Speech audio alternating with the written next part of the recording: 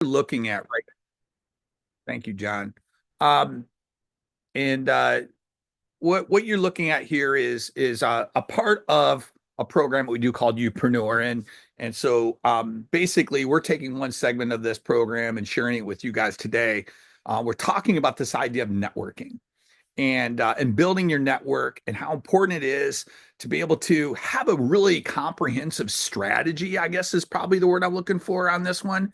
It's really about making sure that you're doing due diligence and doing the level of work that it really takes to be successful in whatever you're pursuing. And let's face it, we all have things we're trying to accomplish, things that we want to move the needle on and get after. And so this whole deal of networking is so vital to it. But in the midst of this program called Upreneur, we cover a number of things, and so we were talking about mission and vision and brand and values and productivity. We talk about relationships and sales, problem solving and influence, and relationships is kind of an area we're going to jump into today.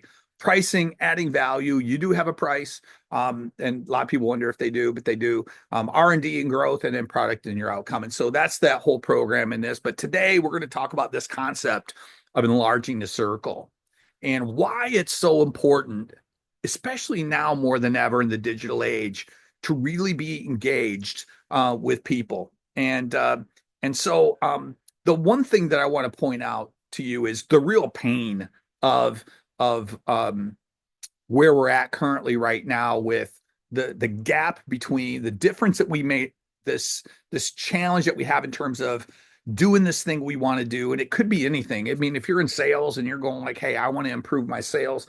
If you are in you know, trying to, accomplish, building a business or doing something that on the side and growing in that way. Or it might even be within an organization. Maybe you're in a large company, you're trying to figure out where your fit is in this. Irregardless, enlarging your circle is really going to be key to your success. But in the digital world, we are incredibly connected. We have thousands of friends on Facebook and all Instagram and all the different aspects of the digital world. But when it comes to being relational, we've kind of lost our edge. And the problem, I cannot tell you how many people that I coach, and I coach many people right now that are just constantly saying, I struggle with relationships. I struggle with like this anxiety that I feel. I'm always feel like that I'm over functioning whenever I'm, in a group, or I feel like maybe like I don't even want to say anything out loud, or like there's so much that we've kind of regressed on, where in my generation, we were on a playground every day or in the neighborhood running all over the place, having to ask kids, will you be my friend? You know what I mean? There was a different kind of era that I grew up in that maybe not a lot of everybody who's on this video or watching this video has or have had.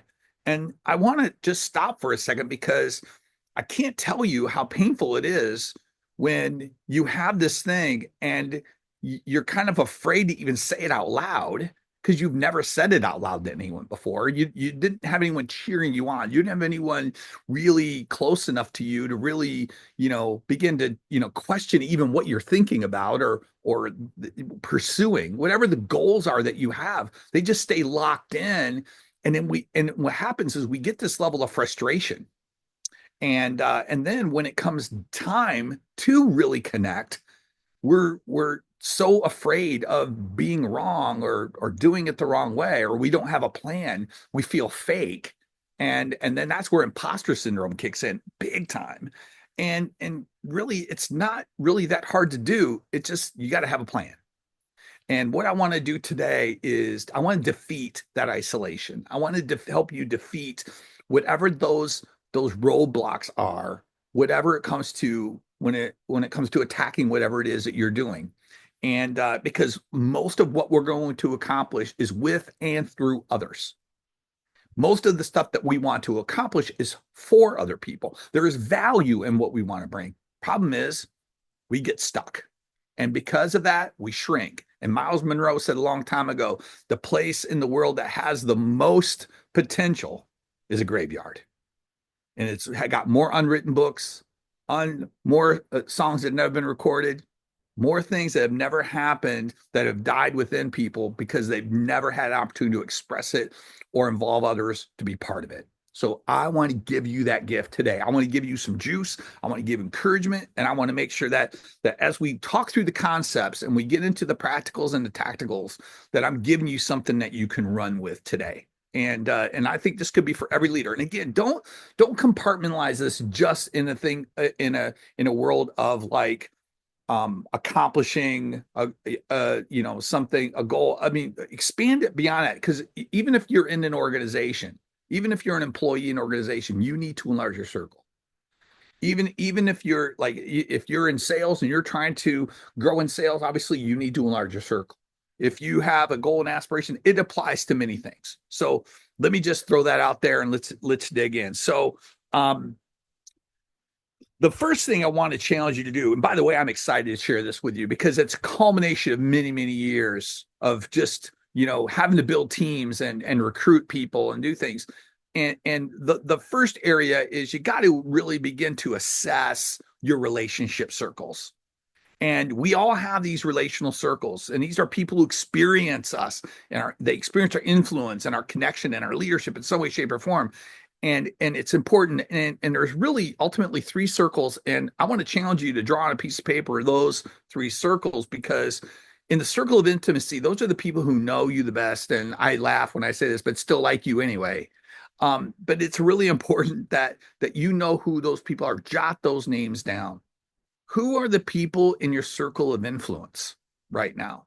Who are those people that are really directly connected to you in some way, that if you are jacked and you're excited that you get to kind of share a little bit that with them? They're close enough, they're proximal enough. They know you, they know your name, they know what you're about. They're the people who are in your life that you influence, they influence you. Who are those people? And then lastly, who are the people who are directly or indirectly impacted by you? That could be a much bigger list. What you're going to find here, and what I've done with other clients where we've walked through this exercise, is typically there's anywhere between 70 to 90 names that could enter into these three circles that most of us have. And it does give us a glimpse, I think, a little bit of like I remember one guy looked at me and went, wow, I never thought that I really impacted that many people. I didn't know I had that level of influence. And quite frankly, one guy's like, I didn't know I had that many close people in my life. And there was like a lot of meaning that started being shaped. They weren't as isolated as they thought they were. And that's a key thing for us to understand. This is a great starting point, because we always get wrapped up into that whole idea of like, where do I start? And I think you start with what you know and who you know. So that's the first part of this exercise. Now, in conjunction with that, I need you to talk to strangers.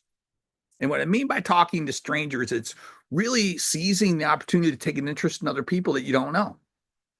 Now, this is really important to do, because I don't know how many flights that I've been on where I just started talking to the person next to me and started realizing that, I had a really great conversation with a gal coming back from LA who was like talking about, she worked for Forbes, and she was talking about this thing she was doing with people of faith that wanted to donate money to certain charities, but they never had anything in Hollywood that was built up around the idea of people of faith specifically.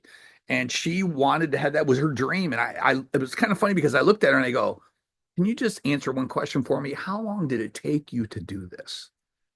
And she, almost a tearful, but this huge smile, she said, over 2 years. Took me over 2 years to put this together. I said, congratulations. I said, I don't know if you heard that yet, but I'm congratulating you. Way to go.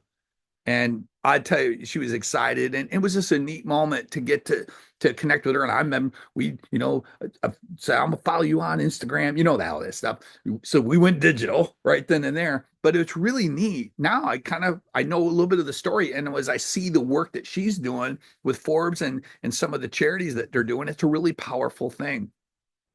Hey, listen, you never know who that person is and how you both can be impacted by knowing one another. I don't know where that relationship will go. Every now and then I just go say, hey, how are you doing? And connect that way. It's just, it's really neat to know that somebody out there is doing that and that you had a kind of a moment where you connected and now you can cheer each other on. And what does that look like for you? Don't miss opportunity to be in line. Don't miss the opportunity to take advantage of my family's gives me a hard time because I can talk to anybody anywhere. I start see a guy in Chick-fil-A and go, hey, how's it going? And start talking and go, Dad, who is that guy? Well, I don't know. It's just some guy, but you just never know. So I want to encourage you. You gotta build that skill. It's really important that you build that skill because it's going to pay off. Trust me, it'll pay off. So talk to strangers, okay? So learn that when a little kid. Don't do that, but I want you to do that now. Now, the next thing is I don't want you to chase people. I want you to attract people. And to attract people, we got to be attractive. And we attract others, with our energy, our outlook, our perspective, our knowledge, our appearance, our attitude, our mindset, our bigger future, our packaging. And we're going to get deeper into this as we go. This is just more of a concept, but I want you to be thinking through the lens of as I want to build my network, I want to be attractional. I want to be someone that people want a piece of. So, how do you package yourself? How do you respond to challenges or adversity? All those things are things that are attracted to people. And you know that because think of the people that you're attracted to. They're people who are on a mission. They're going somewhere. They're doing something. And we're going to talk about that for you. So let's keep digging. So let me give you the first deep, deep part here of finding your framework. I think everybody needs to have a framework. Most people that I coach, one of the bigger things that we talk about are, hey, what is your personal mission? What is your purpose? And I always talk about a framework of purpose, presence, psychology, physiology, productivity, and persuasion. That's a framework. And in those framework, there are key words, key things that inspire behaviors around each of those areas that put you on mission, that give you a drive, that give you a purpose and a direction.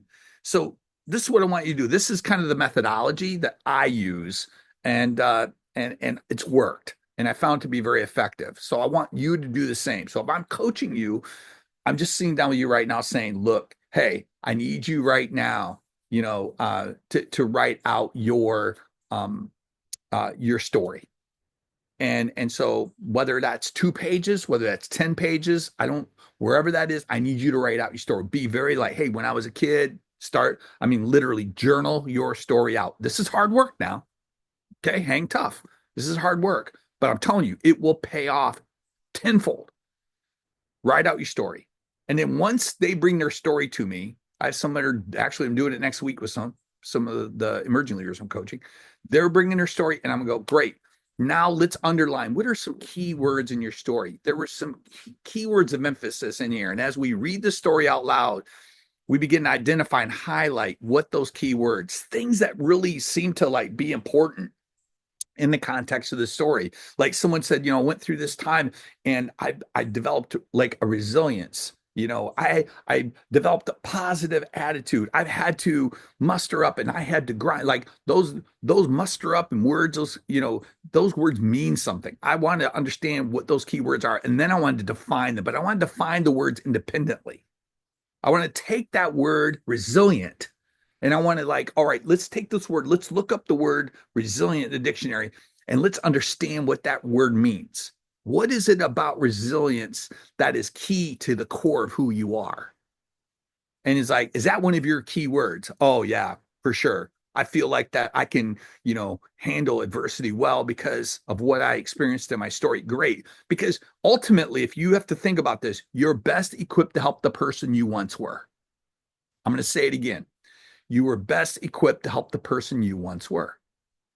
And so as you begin to start defining these key words, and understand what they mean, now we start to operationalize those keywords. What are the behaviors around resilience that you do?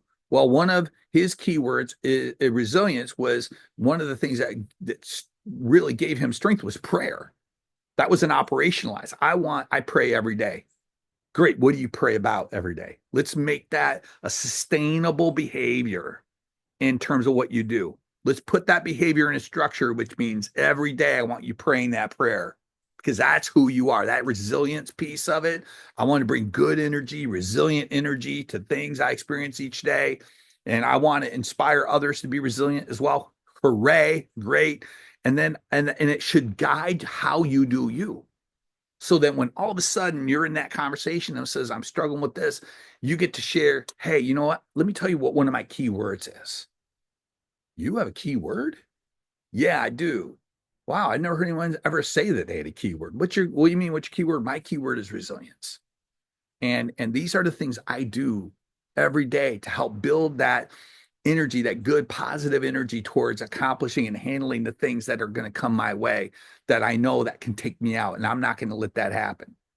Wow, that's really, and now you can leverage that for the benefit of others, which we're going to get into. So finding your framework is really that beginning part of it. And I need you, if you haven't screenshotted this thing or take your phone out, take a picture of it. This is a step-by-step process, but do the heavy lifting. This is one of those things. And I'm not telling you got to have 10 words. Maybe you only have 4 to 6. I usually try to limit it to 4 to 6. Because when you start operationalizing it and you start honing it down, it really starts to make sense about why you're wired the way you're wired and why you think the way you think, but you've never really attached it to your story. It never has that really kind of grip. You just know that it's there. And now you start thinking, whoa, wait a minute. Now there's a leverage point here.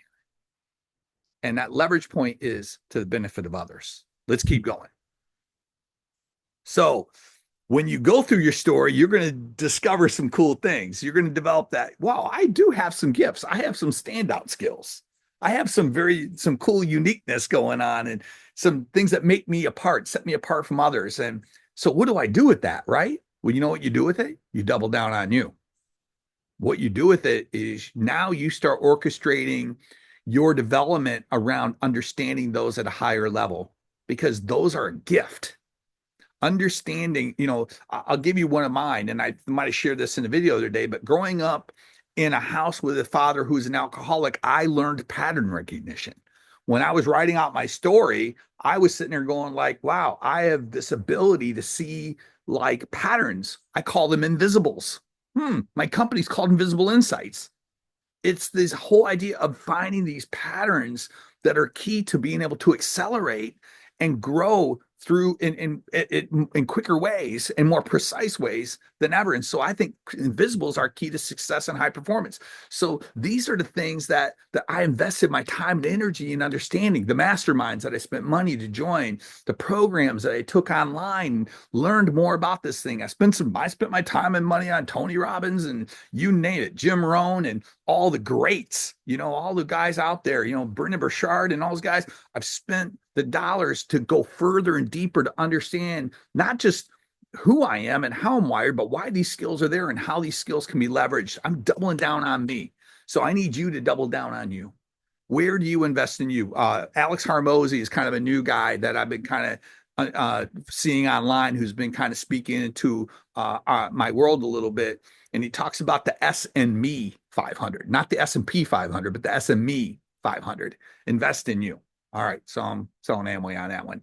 And here's the key: is you got to unlock your unique. Now, obviously, if you've seen the commercial where the guys eat the banana, but this thing sold for $6.2 million, so it's unique. It said this whoever this cat is that came up with the banana and the duct tape thing. Come on now, and we laugh at this, but we never think about how impactful our uniqueness is. When we're doubling down on ourselves and we now begin to exploit the good in our lives from our story as we extract all that out, now all of a sudden our confidence in being able to be around others goes way up. Matter of fact, it's like, whoa, wait a minute. Like I have all these gifts to be able to share.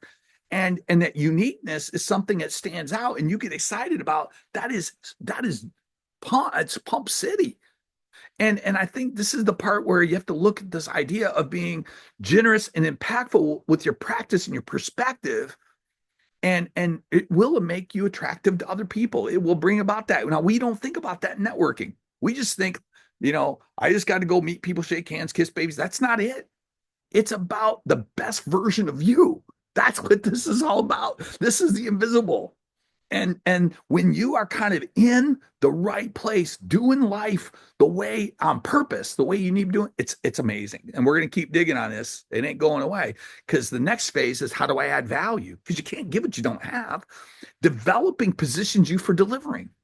And so the key is setting your intentions to be a person who adds value to others. You have to develop with purpose. How do you add value to others? And that's one of the things I always, when I'm walking around or I'm connecting with someone at a coffee shop or I'm saying a high five, I'm like, I want to be interested. I want to be interested. I'm trying not to be interesting. So all this other stuff isn't necessarily something you walk in and kick the door down and go, I got a banana with duct tape. That's not the goal. The goal isn't to announce to the world that you're super special and you're different and you're unique. No, it's about being that in the context of being interested in others and then leveraging it to add value to them for their benefit, not yours. Now, this is hard work. And I learned a lot of this from working in a volunteer organization because when you're working with volunteers, they don't have to do anything, right? You're trying to encourage them. You want to be an attraction to them in such a way of growth and development that they're going like, hey, can I get a little piece of where you're going? Because I want that too. I want that level of clarity. I want that level of that. And then when you start sharing, hey, this is a book I'm reading. This is something that I'm working on myself about. This is my key word. This is something that I've been journaling about. This is something that I'm doing. Hopefully this can help you in some way. My mentor, and his name is Dwight Mason. He's a guy who poured a lot of his life into me, would always take me to restaurants and turn the placemat over and start drawing on a placemat. I have a file in my basement of all of those placemats. Like they're still to this day, I still have them. And there was so much wisdom that was just on the back of a placemat. He's going, now, when you do this, you do this, and this is, and I read this book, and this one guy did this, and he always gave me books and things like that. And it just translated into a lot of what I do. And I try to be the same way. And so what does that look like for you? How do you add value? How do you lean into that? Because that's key. And all of this is all about others. This is others first mentality. And it's not going to stop now because we have to bring the there you are energy. And that's the key. When you walk in, you're to a coffee shop or a restaurant and you see someone, it's there you are, not here I am. It's there you are. Hey, it's good to see you. How are you doing? It's that expressing that energy of interest, even though you're interesting, you're interested first. Your energy is often most often the most underutilized asset we have, and bringing good energy to other people. There you are. Hey, it's powerful when you do that. And so I want to encourage you to lean into the there you are energy. And again, you're saying, wow, Kev, this isn't what I was expecting. You're right. That's why we're here. That's why we're here. I want to give you the stuff that no one's talking about. You can go to every talking head leadership thing out there that tells you, oh, da da da da. We got plenty of that at the end. I can give you. You want the ABC and one, two, threes? Wait till the end. I'll give it to you. But it's not going to stick because you're going to not bring the right motives or the right level of interest to it. It's just going to be a tool that you're going to do, and then you're going to be one in the process. And I don't want that for you. All right. So let's keep going. So the key here is about understanding what positioning is. And this is the part that all of this other stuff we talked about up to this point is where we're at. It's about positioning is when you are a person who's on a mission, knows who you are, knows what you're about, and then you're pursuing life with purpose and becoming a very interesting person. It is just that's all. You become a person of interest. You become a person everybody wants to know. So this process, everything we talked about, falls into what are called the five focal points. This is a framework, and it's about clarity. That everything at this point of these concepts is about clarity, getting clarity about who you are, what you're about, why you're pursuing what you're pursuing, all those things, understanding the inner parts of you and developing you to be generous. But then again, that then gives you the energy to give it. When you have clarity, you will have energy. When you have energy, it will always take you to a point of courage, which means maybe I got to take that leap. I might have to do an ask somewhere along the way. Maybe I don't know everything. And now this person that I'm trying to add value to can add value to me. And I'm going to be curious about their story so it can impact my story. And that's one of the biggest things I've learned is so often I want to be in this giving mode when I don't even think about receiving. But then all of a sudden I'm around this person and they got this like this one area like really dialed in, and I'm going, how do you do that? Howard, will you teach me a little bit about that, please? And there's that functional level of humility that you go to in that moment of courage to be able to ask and learn and be a student. And guess what? That reciprocity builds connection. There's a connection piece of it. It's powerful, so, so powerful.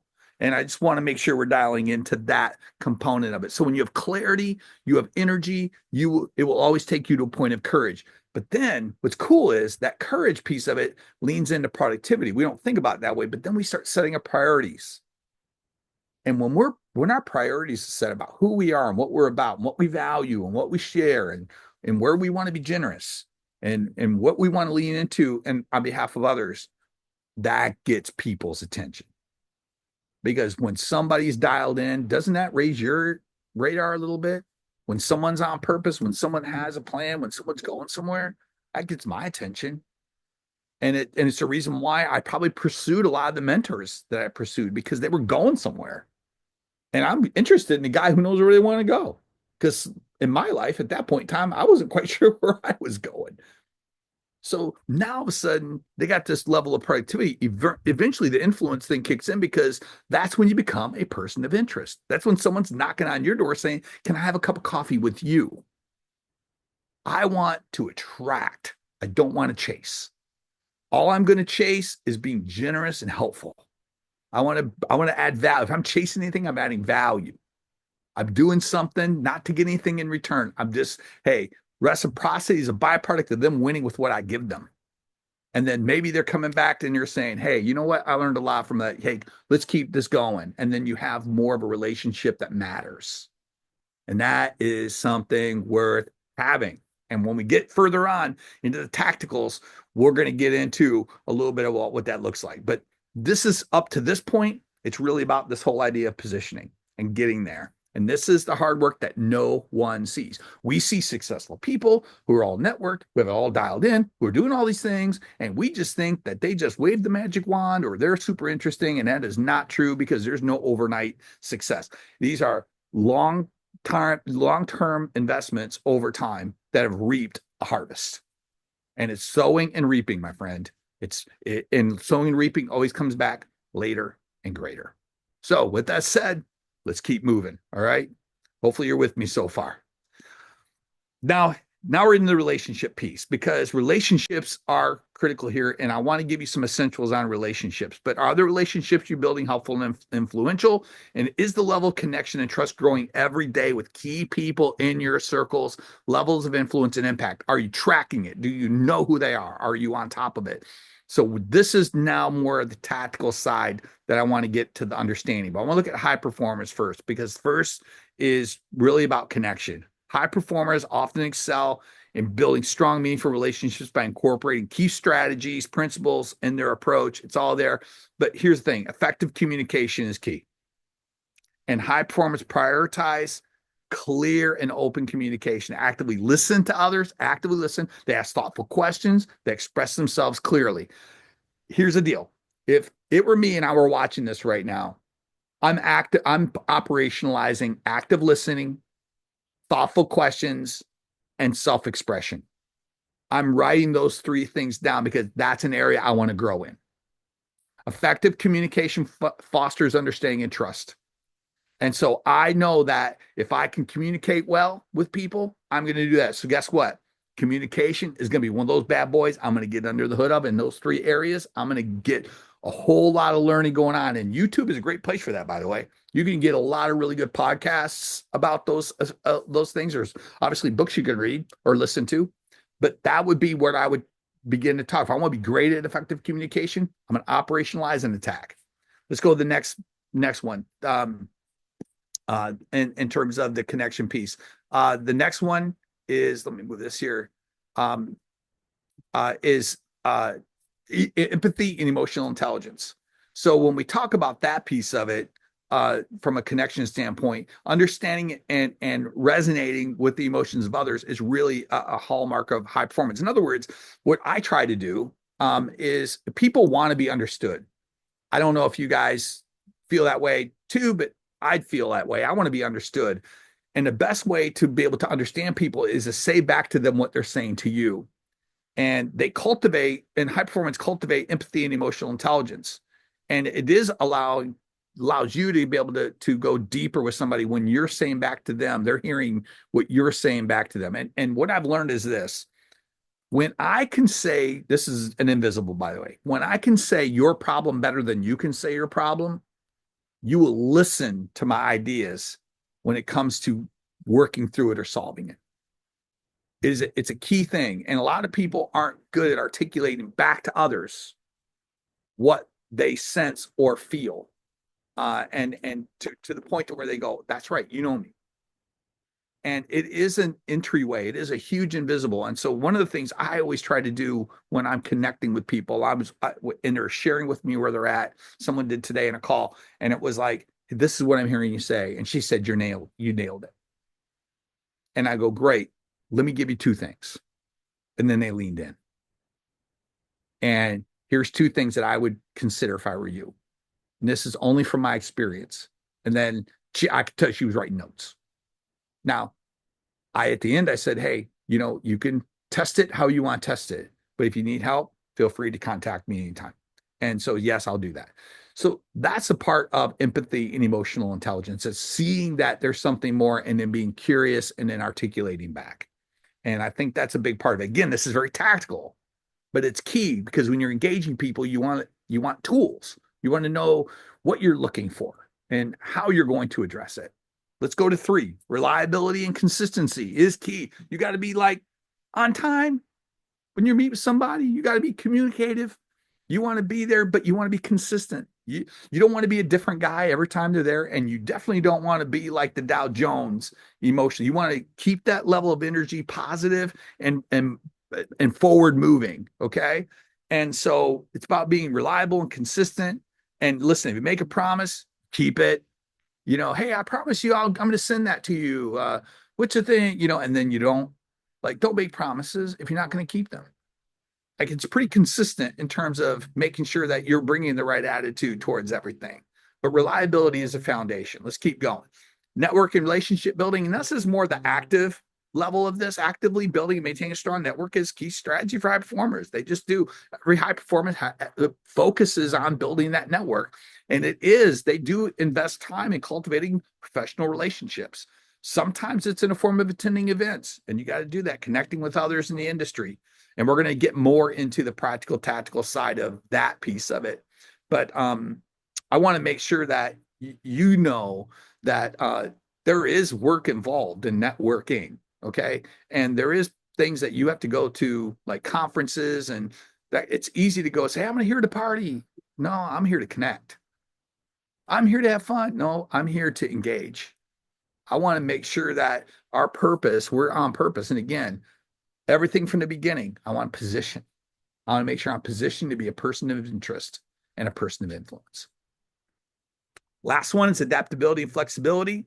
And listen, we all know that relationships evolve. Sometimes they're not always great at the beginning, but they get better over time. I got one right now that there was a person I probably wouldn't have spent a lot of time with, and recently, in the context of things, we've been spending more time together, and it's like, oh, okay, there's more that meets the eye. Maybe I would misjudge this individual, and so to me, it's just being open to seeing the development of others. Why would I not want that for them? Wouldn't I want that for me? So that's part of this whole idea of developing that kind of adaptability and flexibility, and so.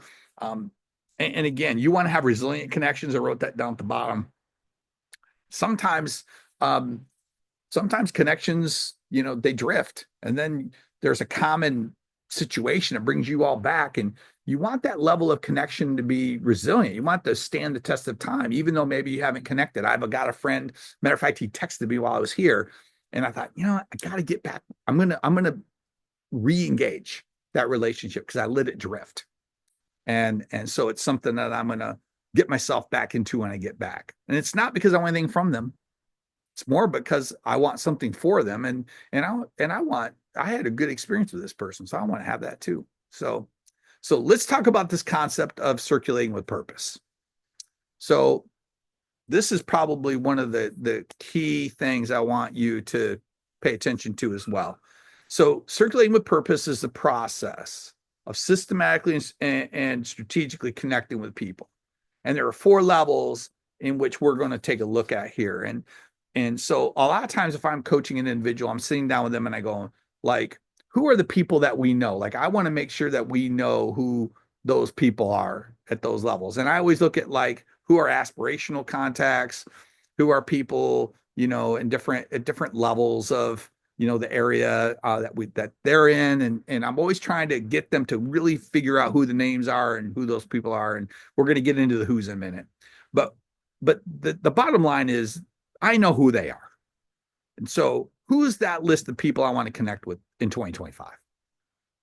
So you're going to have to do some work, figure out who's on that list. The second one is I know them. Now, the question is, do they know me? Am I taking the opportunity to introduce myself to people on my list in a value-added way? Now, I sometimes do it through email and say, hey, this is Kevin West, and I don't know if you know who I am, and this is what I do. I'd love to have coffee with you. I mean, it's just an invitation. It's very simple. Typically, in a given year, I will do 10 of these a quarter. My goal typically in a given year is 50 new contacts of some kind, getting to know somebody somewhere. And so that's kind of where I'm at. Now I'm already way over. Good night. This quarter, I'm way over. And so, which is good. And I like that. The third level, once I know them and then they know me. Well, we know each other, and what we do is this is when you make the connection, you have coffee or lunch or whatever, and you really engage each other in a lens of like, tell me your story, like share stories and trade stories.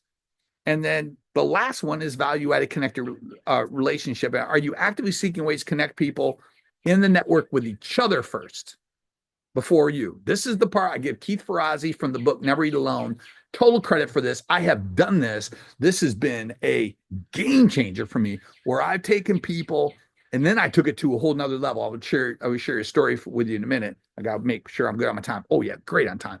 And so here's where this is key is when I get to know certain people, I go, wow, it's really important that this person connect with this person. I got two right now I'm trying to put together.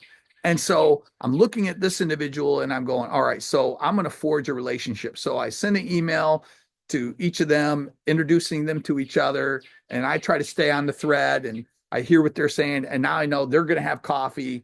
And what's great is there's been other times where I've invited them to lunch together and I paid the bill and left. And what's great is my value goes way up because when they benefit from each other, they go, hey, who is the guy who connected us? The bald dude did. And here's the thing, I'm not doing it to get anything other than the fact that, hey, I want them to know I'm a connector. Now, there's this book called The Tipping Point by Malcolm Gladwell. And Malcolm Gladwell talks about in the book, The Tipping Point, he talks about on the night that Paul Revere rode, there were 5 or 6 other dudes who rode that night. You can look up history. How come we know Paul Revere, but we know the other guys? And it's because Paul Revere was a connector. He was connected to other people. That was the name that got attached to most of the riders that night was Paul Revere. And so that's why we know him today. Dude, look it up. It's in there. You should read it. It's a great story. But the thing is it's really because of the connections that he made with others. Now, let's go down to the connection game. If you see that at the bottom left. So I used to go to these events and I didn't like the behavior at the events. It was just kind of weird.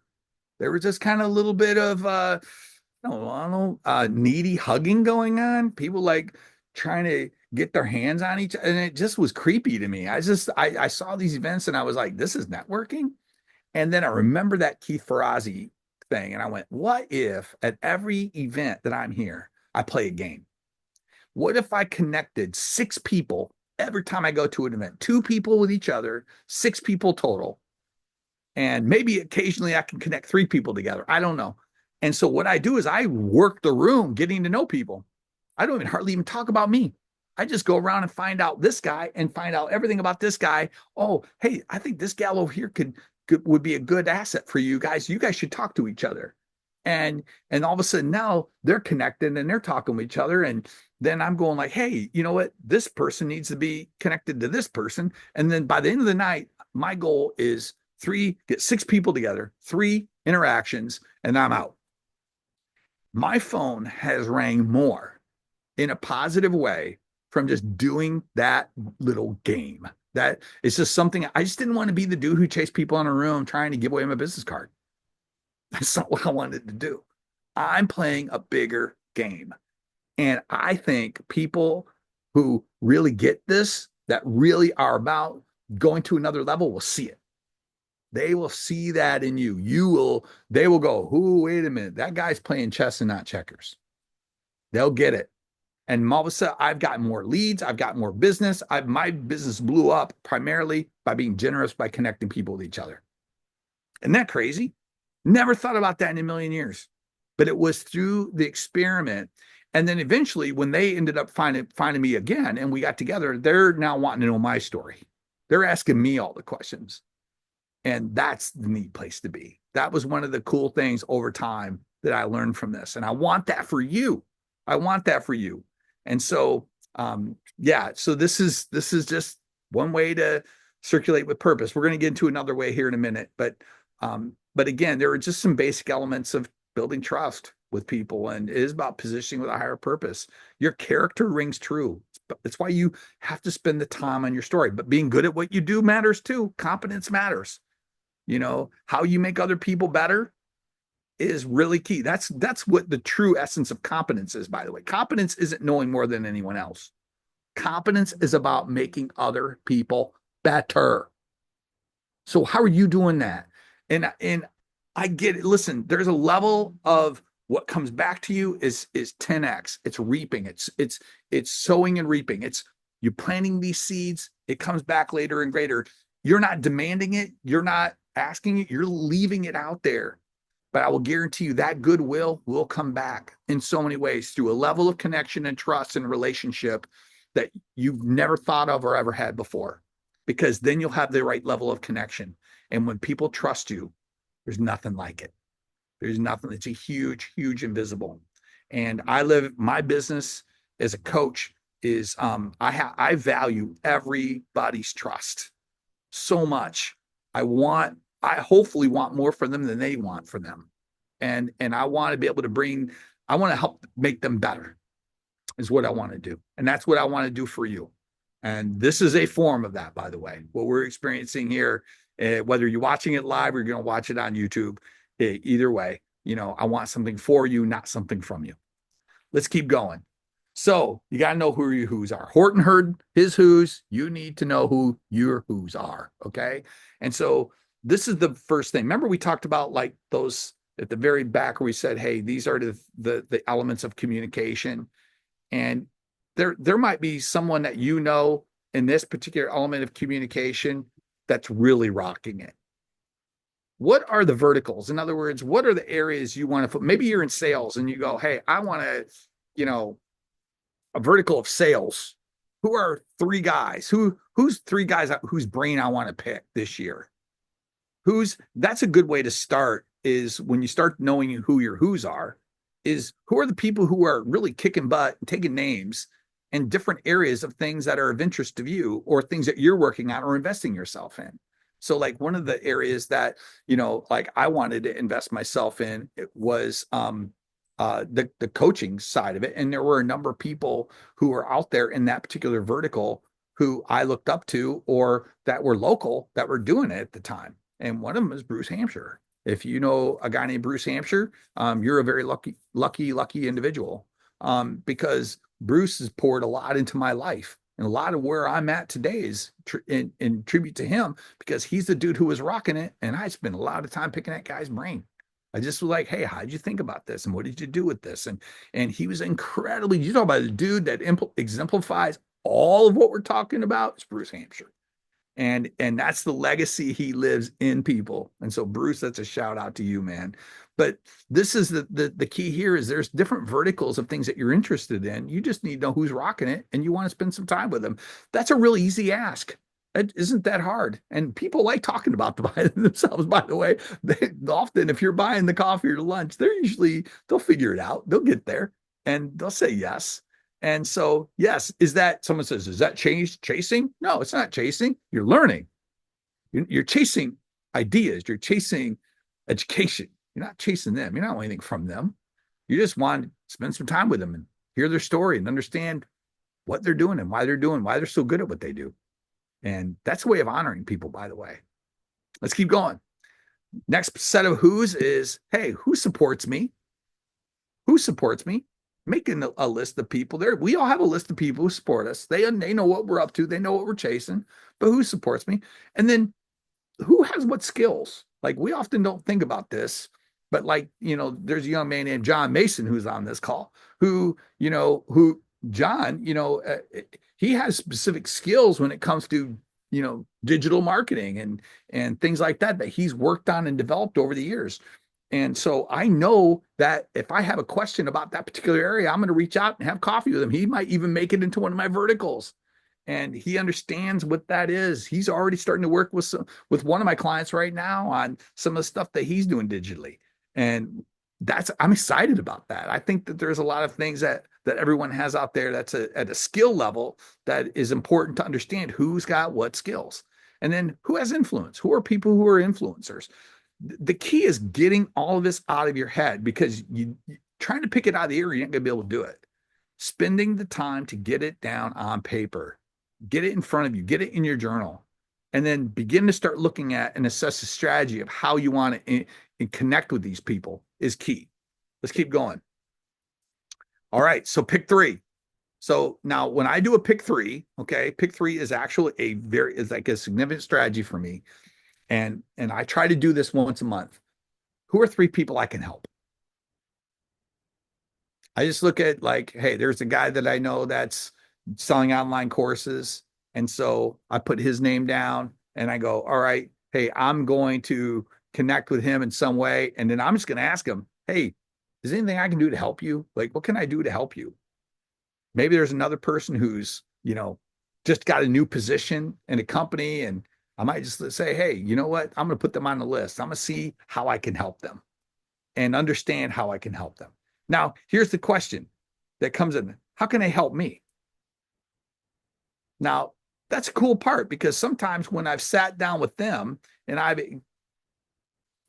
tried to find a way to help them in some way, most of the time they look and ask how they can help me.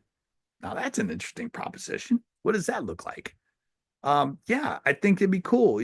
One time I was working with a guy who's a realtor, and he looked at me and he goes, Kevin, how can I help you? After because I just want to hear your story, and I think this is something that might help you with what you're working on. He looked at me, he said, how can I help you? And I said, say nice things about me to other people. That would be a great way to help me, because I just knew he was a person of influence.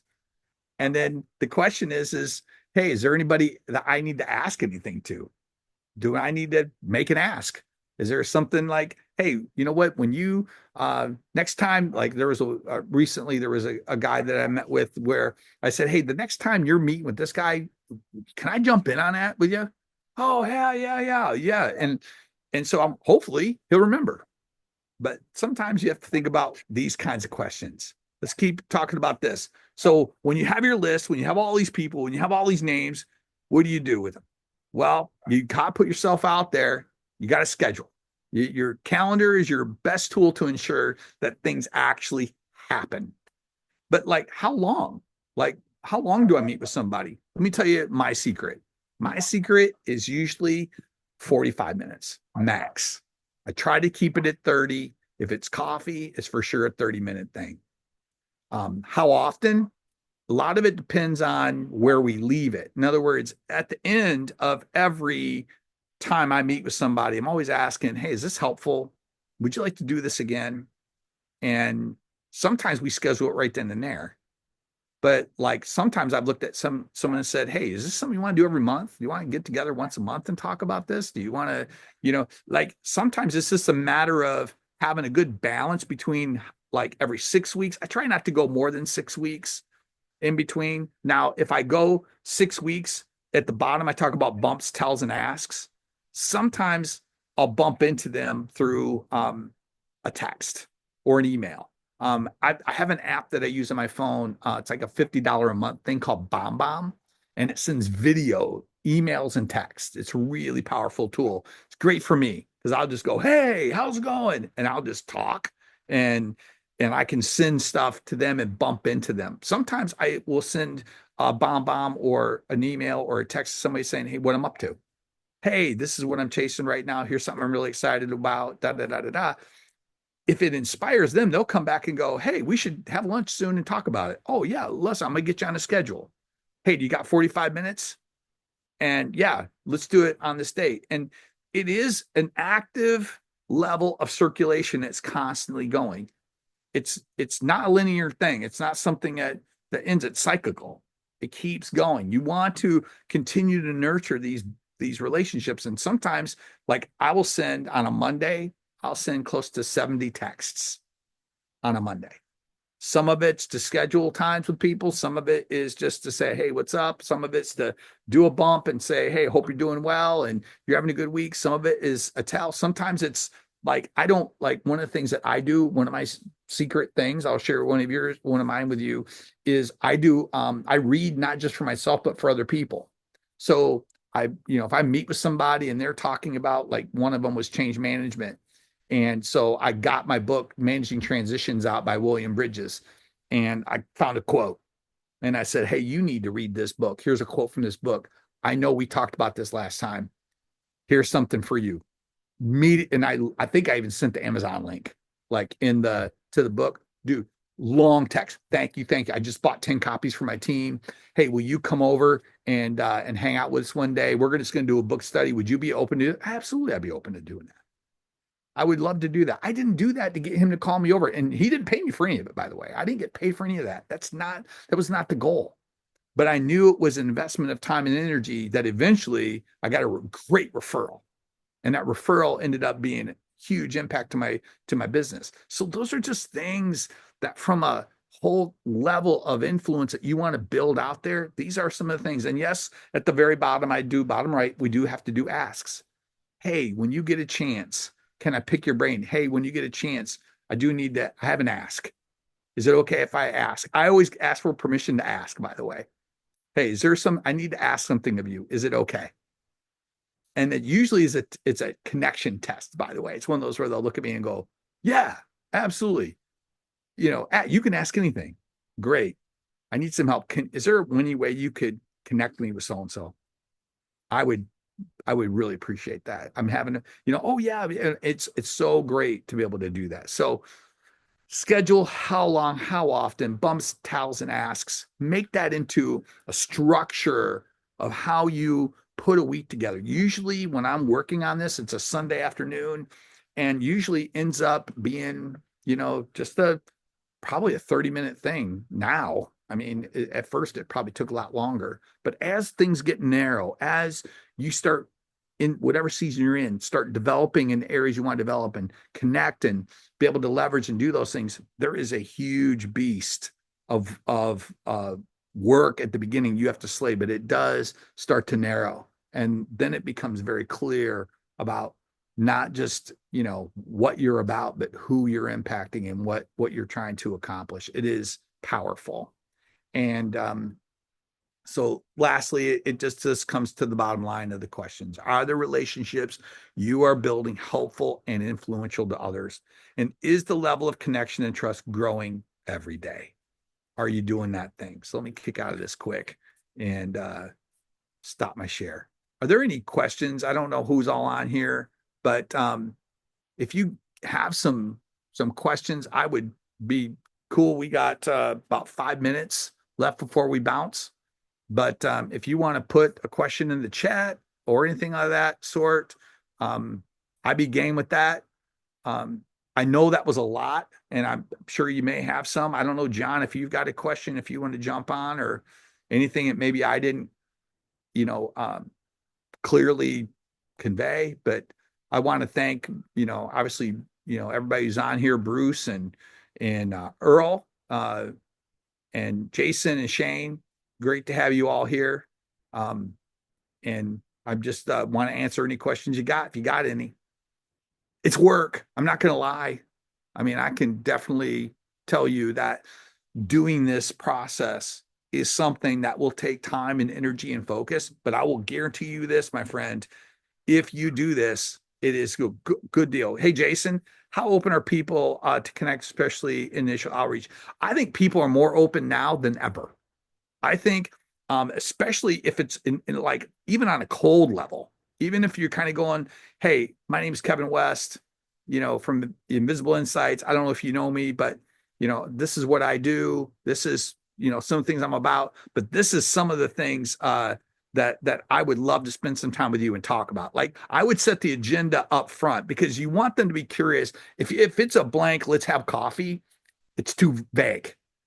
If it's very clear about what it is that you want to accomplish in the conversation, it will you're more likely to get a reply. Now, let me give you one little trick too on this one, Jason. I would often, and I did this a few times. Hey, especially with people when I was going to be in a certain, well, in one case I didn't. I'm not going to go there. It's easy for me sometimes to say, hey, would you be available next Tuesday at 3 o'clock? I would love to talk with you about this. Can I buy you coffee next Tuesday at noon in Berlin to talk about da da da da da? And the reason why I would lead with that is because I got to get an answer, yes or no. If I'm asking a specific, can you meet at this specific time? They're going to go, no, I can't. Now, I did this one time on a much bigger level, and I was hoping it was an aspirational contact. And I said, hey, I'm going to be in your area on this day, and sent the email out. And I said, would you be able to be? And the reply was, no, I can't that day, but I can the next day. And I went, oh no, I better make sure I go there.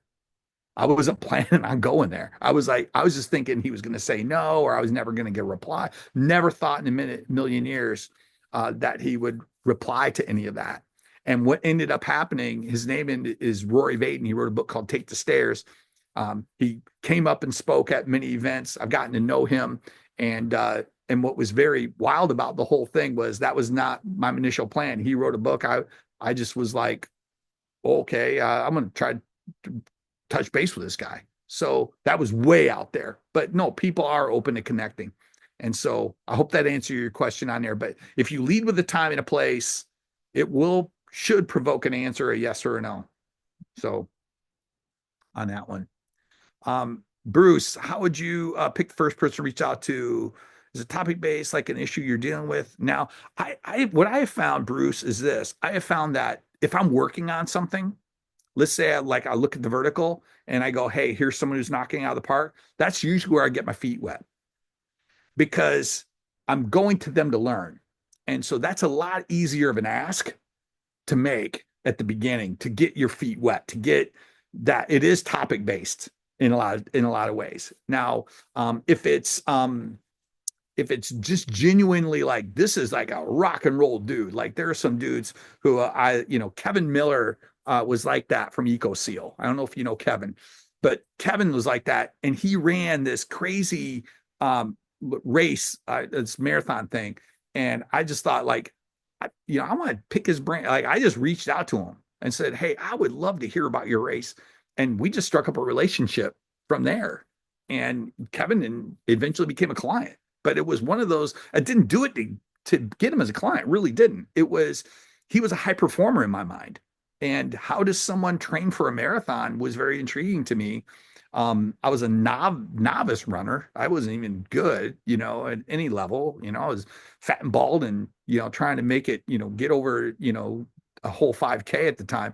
But it just was interesting. And then from that, we formed that connection over time. And then he became interested in what I was doing. And it kind of went from there. So a lot of it just depends on what you're aiming to do on that part. But I think topic is pretty much a big part of the game. Any other questions?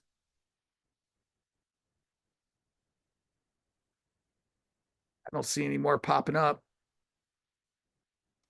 Well, hey, I just want to thank you all for being here. And if you want the slides, John will make sure he's going to email you the slides. This will be posted on YouTube if you want to watch it again. It's all there for you. I'm so glad you're here, and I look forward to doing some damage. We got another one coming up next month. We'll do something fun with that one. I'll pick a winner and share it all with you. But do some damage, everybody. Have a great day, and we'll see you next time. Take care, everyone.